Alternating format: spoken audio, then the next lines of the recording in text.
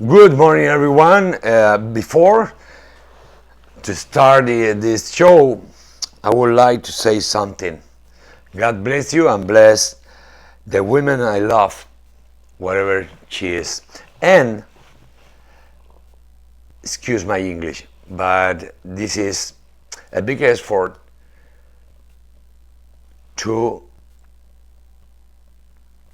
talk about the truth. And it's very important. Listen, CIA official help recruit signer for letter calling Hunter Biden laptop stories, Russian disinformation, House report.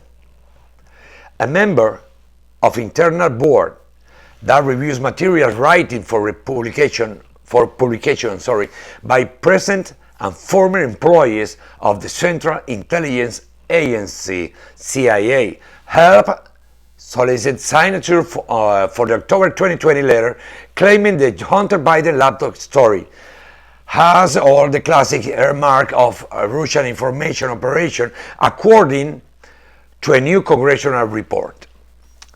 The letter was signed by 51 former intelligence officials and appeared 5 days after the New York Post described it's a news story based on materials found on a laptop once owned by Hunter Biden, how President Joe Biden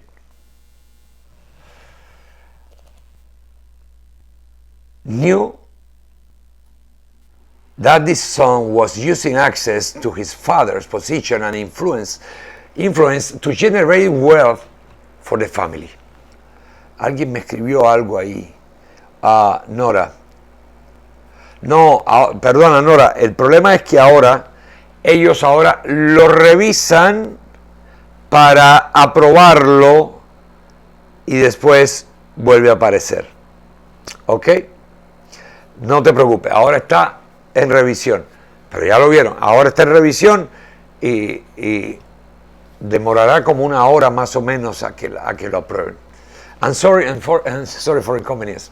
The letter was signed by 51 former intelligence officials and appeared 5 days after the New York Post described it's a news story based on material found on a laptop once owned by Hunter Biden, how President Joe Biden knew that his son was using access to his father's position and influence to generate wealth for the family. The letter was repeatedly cited by Biden and his surrogates during the concluding weeks of the 2020 presidential campaign against the President Donald Trump and was used by social media giants like Facebook, Twitter, and others to justify censoring the New York Post story and favorably response to it.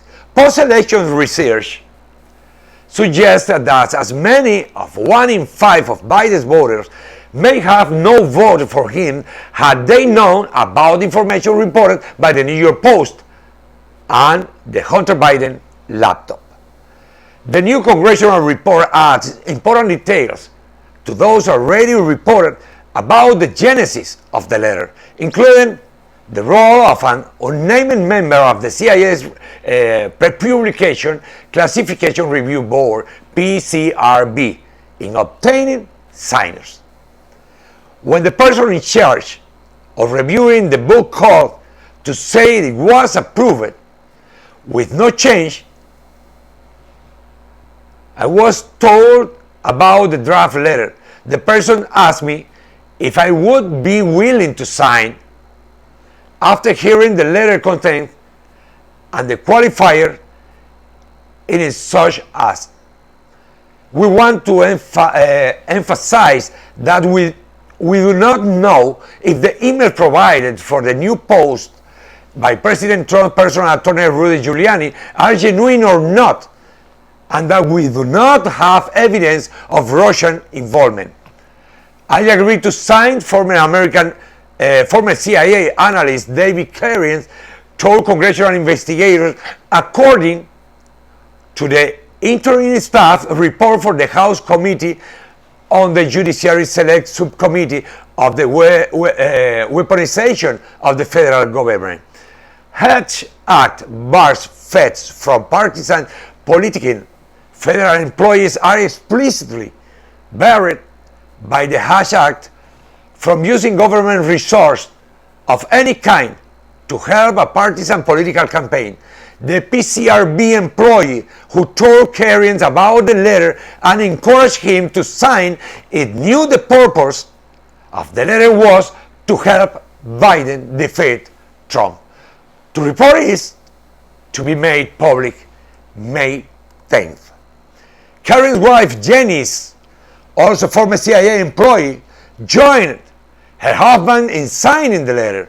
Former CIA Deputy Director Mike Morell was recruited during 2020 race by Secretary of State, surprise, Antony Blinken, then working for the Biden campaign to manage the production, solicitation of signers, and media distribution of the letter according to the report. Blinken, however, has denied that, and he had a role in the letter report.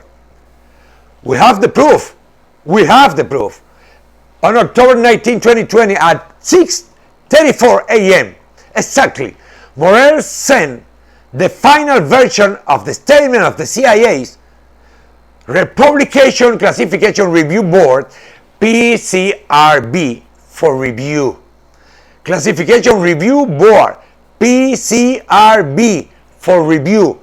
According to Morell, the PCRB consists of CIA officers, not contractors, and their sole function is to determine whether former and current CIA personnel are disclosing classified information in any materials they may release publicly. This is because CIA officer, as a condition of employment, signed the standard CIA secrecy agreement when entering on duty, and this lifelong obligation which exists to help avoid the damage to national security require they submit any materials they intend to publicize to the PCRB for approval. Morell directs the PCRB that this is a rush job, as it needs to get out as soon as possible. Morell wants the public statement releases before the October 22, 2020 presidential debate.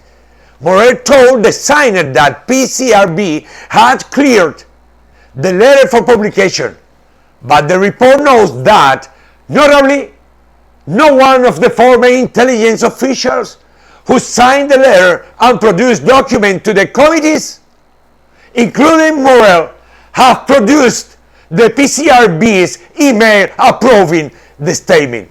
The new report also observes that during the same period as Morell was managing the letter project to publication, former Director of National Intelligence, DNI, John Ratcliffe, told the nation that the Biden laptop was not the product of Russian disinformation efforts.